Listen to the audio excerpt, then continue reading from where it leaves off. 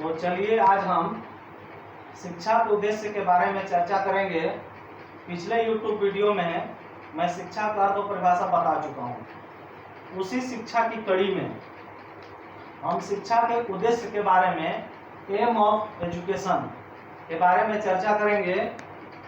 हम जानते हैं कि शिक्षा एक सार्थक प्रक्रिया है। शिक्षा ही वह माध्यम है जिसके द्वारा व्यक्ति सामाजिक और व्यक्तिगत विकास को प्राप्त कर पाता है। विभिन्न क्षेत्रों में उसकी प्रगति का आधार शिक्षा ही है। इसलिए शिक्षा जीवन पर्यंत चलने वाली प्रक्रिया को के रूप में स्वीकार किया गया है। हम शिक्षा के उद्देश्य को 3 भाग में ग्रहण करेंगे। इसके शिक्षा के पहला सामान्य उद्देश्य जनरल एम ऑफ एजुकेशन, दूसरा है शिक्षा के व्यक्तिगत उद्देश्य इंडिविजुअल डेवलपमेंट ऑफ एजुकेशन, और तीसरा है शिक्षा के सामाजिक उद्देश्य सोशल डेवलपमेंट ऑफ एजुकेशन। इस शिक्षा के 3 भाग में बताया।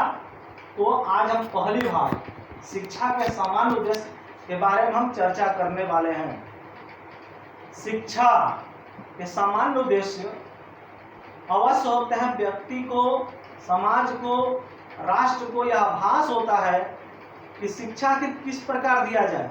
यह अलग बात है कि देश काल परिस्थिति के अनुसार वहाँ की उपयोगिता और आवश्यकता के अनुसार उसका स्वरूप भिन्न भिन्न होता है। इसलिए शिक्षा का स्वरूप बदल सकता है, लेकिन शिक्षा मानव जीवन की, समाज की, संस्था की नितांत आवश्यकता है। राष्ट्र के विकास के लिए शिक्षा नितांत आवश्यक है, जिसके बिना वह प्रगति के पथ पर अग्रसर नहीं हो सकता है।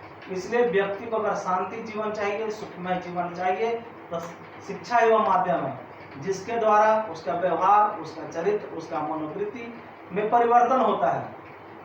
लेकिन यह कहना मुश्किल है कि आखिर शिक्षा के सामान्य उद्देश्य में किसको पहला स्थान दिया जाए।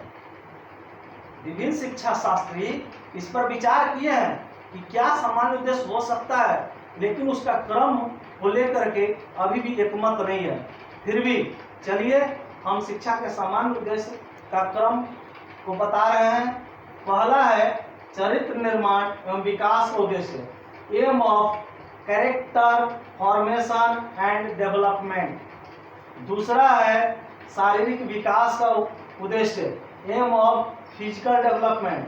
तीसरा है ज्ञान संबंधी उद्देश्य, एम रिलेटेड टू नॉलेज। चौथा है जीविकोपार्जन का उद्देश्य, एम ऑफ वोकेशनल। पांचवा है सांस्कृतिक विकास का उद्देश्य, एम ऑफ कल्चरल डेवलपमेंट।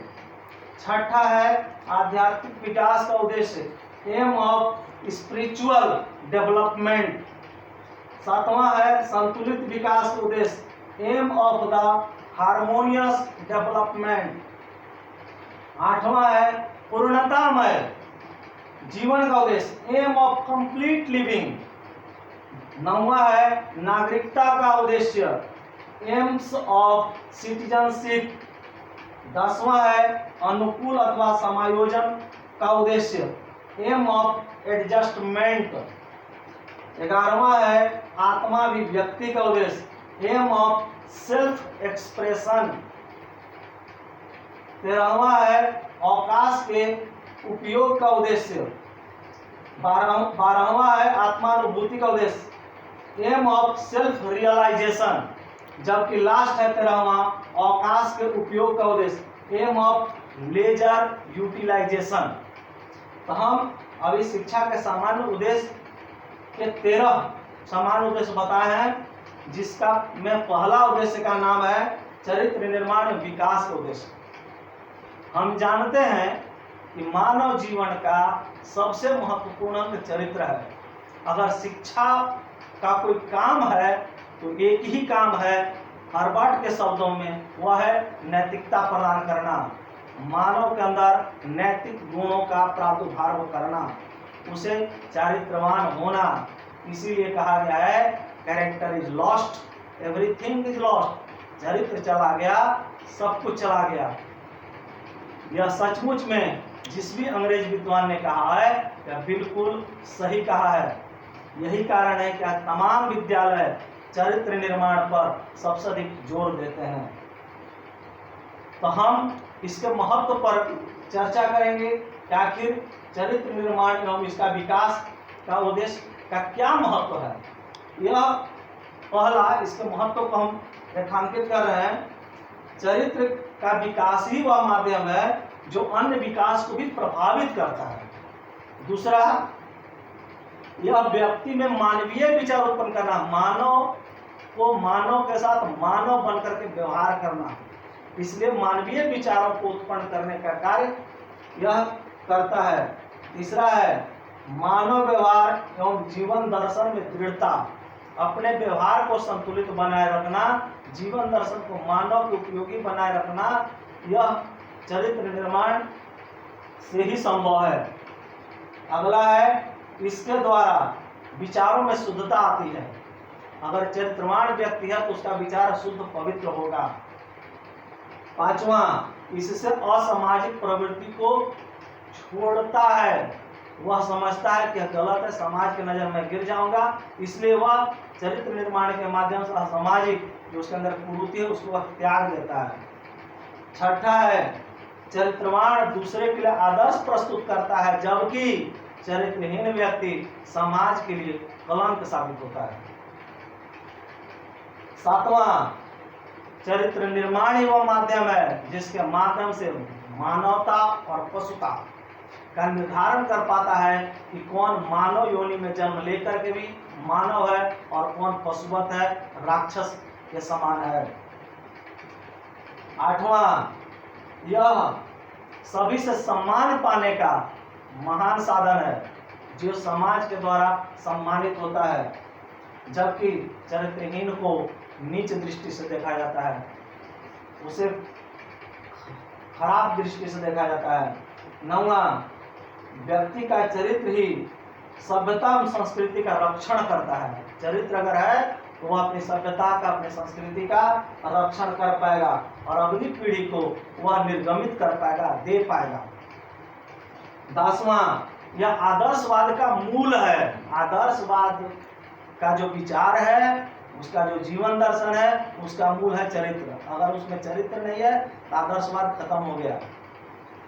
इस प्रकार से हम देखते हैं कि हर्बर्ट महोदय ने ठीक ही कहा है कि नैतिकता को मानव जाति और फलतः शिक्षा को सामान्य से सर्वश्रेष्ठ उद्देश्य माना जाता है।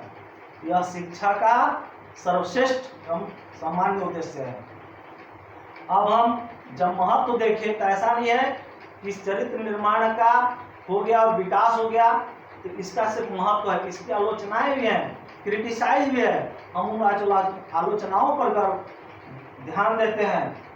पहला, चरित्र आखिर स्थान और समय के आधार पर परिवर्तनशील है, इसलिए निर्धारित कर पाना कि स्थान और समय के आधार पर वहाँ चरित्र का क्या परिभाषा होगा, किस प्रकार के चरित्र को सही माना जाएगा, यह कहना बहुत ही असमंजस हो जाता है। इसलिए चरित्र का व्यापक अर्थ होता है। दूसरा, इसका हम देखते हैं कि शिक्षा जगत पर भी विपरीत प्रभाव पड़ता है। हम चरित्र निर्माण और विकास जब बालक में करते हैं तो इसका विपरीत प्रभाव पड़ता है, क्योंकि इसके कारण वह नेचुरल जो डेवलपमेंट होता है वह अवरुद्ध हो जाता है, वह उसका विकास नहीं कर पाता है स्वाभाविक तरीके से। और तीसरा, शिक्षा उस समय, यह जो चरित्र निर्माण और विकास की जो शिक्षा है, यह उस समय परिकल्पना रह जाती है जब उसके विद्यालय का शिक्षक ही विपरीत आचरण प्रस्तुत करने लगता है। जो छात्र के लिए शर्म की बात होती है तो उन्हें लगता है कि हमारा जो शिक्षक है वही जब विपरीत आचरण हो रहा है तो चरित्र निर्माण की इतनी बड़ी बड़ी डींग हाँकने वाला बात करना यह बेकार है, इसलिए वह इसको पचा नहीं पाता है। इसलिए शिक्षक को चरित्रवान होना बहुत जरूरी है। अगर वह चरित्रवान है, वह कक्ष में अधिक समय बिता रहा है, उत्तम व्यवहार प्रस्तुत कर रहा है अपने विद्यालय या जहाँ भी वह अपना है, तो निश्चित रूप से इसका सकारात्मक प्रभाव पड़ेगा। लेकिन यदि शिक्षक विपरीत प्रभाव प्रदर्शित करता है तो यह सिर्फ पूरी कल्पना बनकर रह जाता है। तीसरा, जब समाज के अन्य व्यक्तियों को वह विपरीत कार्य करते देखता है, समाज द्वारा स्वीकृत कार्य के विपरीत जब अन्य व्यक्तियों को करते देखता है तो वह उससे आकर्षित हो जाता है। उसे लगता है यह भी सही ही काम है, इसलिए वह इसमें फंस जाता है। पांचवा, चरित्र की शिक्षा प्राप्त करने के बाद जो बालक शिक्षा प्राप्त कर लेता है चरित्रवान होने का, तो वह अपने आप को उच्च समझने लगता है, श्रेष्ठ समझने लगता है, जिसके कारण उसके अंदर अहंकार हो जाता है और अपने से जो पीछे वाले बालक हैं या दूसरे बालक हैं उनके अंदर वह हीनता की भावना देखने लगता है। इस प्रकार से वह दूसरे बालक के लिए उपयोगी नहीं रह जाता है। अधिक अगर बल चरित्र निर्माण पर दिया गया तो वह जो इस बदलती हुई परिस्थिति में जो दूसरे लक्ष्य को प्राप्त करना है वह लक्ष्य को प्राप्त नहीं कर पाता है, जिससे संकुचित रह जाता है। इस प्रकार से आज हमने शिक्षा के उद्देश्य को देखा, जिसके अंतर्गत हमने शिक्षा के सामान्य उद्देश्य पर प्रकाश डाला, जिसमें कि शिक्षा के सामान्य उद्देश्य में पहला जो उद्देश्य था चरित्र निर्माण एवं विकास उद्देश्य, aim of character formation and development. आज के लिए उतना ही। अब इसके सामान्य उद्देश्य का दूसरा जो उद्देश्य है हम इस पर नेक्स्ट भाग में चर्चा करेंगे। तब तक के लिए धन्यवाद।